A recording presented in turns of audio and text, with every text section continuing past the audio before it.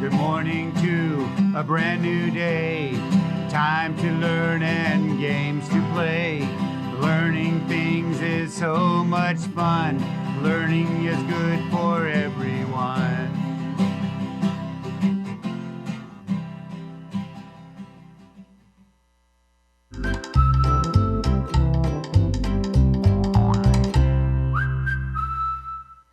Hello, early learners. It's me, Mrs. Reed Wright. I want to welcome you back to the art room. We are having such a good time learning about art through the ABCs. And today is the letter S. And I want to sing a hello song and say which animal? Oh, it's a dog. And you know what a dog says, and we'll say his sound 1, 2, 3 times. Ready? When dogs get up in the morning, they always say good day. When dogs get up in the morning, they always say good day. Woof, woof, woof. This is what they say. Roof, roof, roof. This is what they say. I wonder what your dog sounds like if you have one. Some of them have that little high pitchy bark. Whoop. Let's take a look about the ABCs of art. A, B, C, D, E of art. That's the way that we will start. P is for puppet, Q is for queen, R is for roses that we have seen, S is for sunflower, trees start with T, art and the alphabet A, B, C. And today is the sunflower S. And this is a bouquet of sunflowers painted by Claude Monet. Now, Claude Monet didn't usually do a still life. Remember, he did all of those water lilies in the pond and the Japanese bridge that we did way back on letter B. And he did these sunflowers because at the time there wasn't a lot of money and people couldn't travel very much. So what he did was go down to his own garden and found things to paint. So he cut this bouquet of sunflowers, and we know that Vincent van Gogh painted sunflowers, but Vincent van Gogh, you could see all of his brush strokes and they were very, very defined. But Claude Monet took time to look at each of the sunflowers and made each one look just like what he was looking at. Let's look at the riddle and rhyme that I wrote for that. Claude Monet painted sunflowers gold. He painted them big and bright and bold. So what we're going to do today is paint sunflowers. Now, I know that it's going to be a little hard to paint them at times because the middle of it is going to be kind of a brownish color. The outside is going to be yellows and a lot of the warm tones. And so when I paint my petals, I'm going to try and stay away from the brown paint. And then at the end, we're going to take pieces of tissue paper and put it on top of where the paint is still wet, so it'll have kind of a 3D effect where the petals will look like they're standing up in the picture. I think it's going to be great. I think you'll like it. All right, so let me set things aside and pick up my table to get ready. I'm using tempera paint, but you could use watercolors, and if you don't have paints, you know you can use your crayons and you can get the same idea going with it. Now, I'm trying to do this so that I can make it even on here. Okay, here we go. So I'm getting all of my brushes, and I'm going to start out with a medium-sized brush because I think I'm going to make 2 sunflowers. I've decided already that I want to mix up some colors, and I have some paper towel here already, but I'm going to use my pie pan for my palette. And I use that to get my paints to mix. So if I put my brown in here, and you know if you're going to do a shade, you have to start out with the color first, the hue first, and then the tiny bit of black to make the shade. So I'm going to put the black over here because I want it to be where it's mixed in, and I don't want to totally mix my colors. I'm going to go on here and do some brown and black like this. So it looks kind of rough and not completely one color or another. So I'm using the brown for that first sunflower, and I'll move down a little bit. You can put your sunflower wherever you want. Do you want just two like I'm going to do? I'm doing that for a couple of reasons. One, I think I can make it look balanced and beautiful. And two, I don't always have time to really get started and show you what I want to do, so I will do it like this.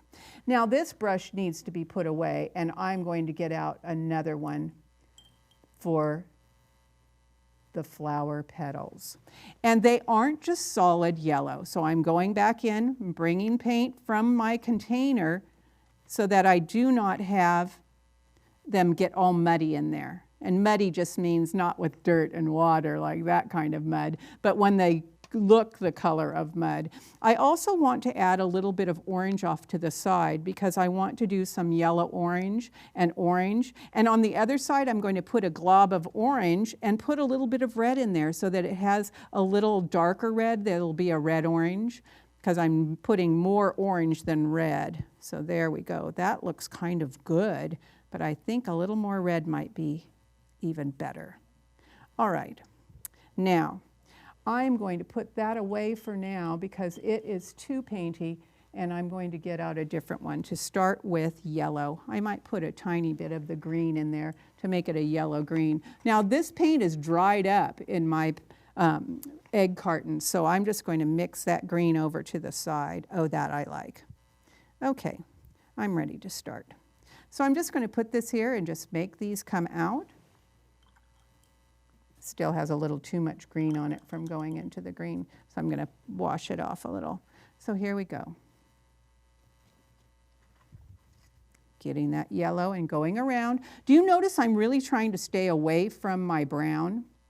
Because the brown will make the yellow be a browny yellow, kind of like mustard, and I don't want that. And notice I'm letting my paint be globbed on there a little bit, and not one petal is exactly the same color as another because I kept mixing in other colors with it. Down here, I'm doing the same thing. I'm putting my colors and loading them up, putting it on here. Still doing it. Have you noticed I'm really trying to start from the brown and go out? I just almost accidentally let my brush get into the brown. Oh, a little bit did right there, but that's okay because I can just get in close and then pull, in close and then pull. Now I'm going to go around with some of this orangey red to the ends and get in there like that. And I'll mix it in a little bit, because the ends of these flowers that he painted were kind of orangey. And I think I like that, how it made it look very mixed in. And I can, if I feel like I put too much, I can go back with my brush and brush it out. Still going in here. I think it looks pretty good. You know what else I need to add to it, don't you? The green, because it needs the leaves to make it look really nice and colorful. And I'm going to get my paintbrush in the green and just make my leaves out here. They might be a little bit too bright green, so I can go in with a blue. I'm just getting in all the places where my paint dried in the bucket and connect it this way. And I have still my watercolors here if I like the looks of that, because this really looks like it needs some other color in there. It's too greeny for me. Oh yeah, there we go. I added a little brown to it, and now it looks more like a leaf color. And you know the leaves too, just like the sunflowers, they are not all one color. So I'm going to bring it around, and you notice I made like a little wave of an ocean up like that so that the leaves have a little bit of a different shape. And I will get some more green. And I'll draw another one and mix my colors just on the paper itself. I don't always have to do a mixture in my palette. And I might like a little blue on that one. So I'm going to go in there. Yeah, I really did like when the brown was mixed in with it because it made it a little more like leaves in my own garden. Maybe I'm not watering enough. Is that why they're kind of brown? But I will go around with each of these like this. Now the thing I really wanted you to see that I'm going to add to this is when I use my, whoa, tissue paper. Careful, paints. Don't fall apart now. Okay.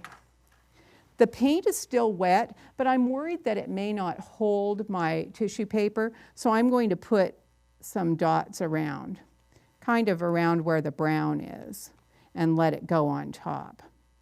And I brought a bunch of different colors of yellow and orange. I bought this tissue paper at that store where you can buy everything for $1. And that way I can use a bunch of different colors and not worry about how much I'm using. Now, I like the look of the petals being kind of torn on the end, so I'm going to make this go down a little bit, but I will tear it at the end so that it kind of looks how the sunflower petal really is. And if it's too big and long, I will just cut it off a little bit. Oh, get off of here, you. Yep, it got a little paint on it and it made it not stick up very much. So I think I need to make these smaller. I'll just cut off a little piece like this and make them smaller. And you know what happens if it's too big? You just cut it a little smaller. Pick them up. And I'm going to pinch the end where I'm putting it, gluing it here, and making it stick up. Pinch the end and stick it on there. So not only does it look like the piece of petal on the top, the petals are beneath it too, so it makes it look more deep. When they say, oh, your picture is beautiful, I say, yes, did you notice the depth of color and texture? And people think, oh my goodness, she's using texture words on this? Because it is, it's not just flat anymore. It has these petals that stick up. And now you take your time because you don't need to rush. I just want to make sure every time we're working on a project that you see the second step or the third step. So you're not left thinking, hey, how was she going to add that paper to it? But do you like how it stands up? I do. I might even bring some green and make the leaves stand up too. Notice I'm just using all of my scraps and getting it all like this. Boys and girls, you know what comes after the letter S? It's T.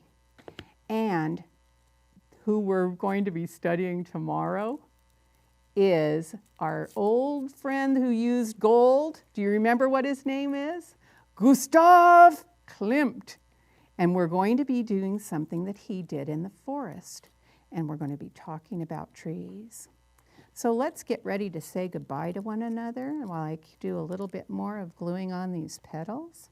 And we're going to sing, oh, it's time to say goodbye to all my friends. I think I have a little bit more. Oh, maybe even some of this orange. I wonder if that would look good on it. Oh, it's time to say goodbye to all my friends. Oh, it's time to say goodbye to all my friends. I don't like the orange. Oh, it's time to say goodbye. Give a smile and wink your eye. Oh, it's time to say goodbye to all my friends. Now tomorrow, if you want to make the project with me, I'm going to be using yarn and some cardboard and some paint. So if you have those materials, bring them with you. And I'll see you tomorrow. Thanks for joining me today, boys and girls. See you tomorrow.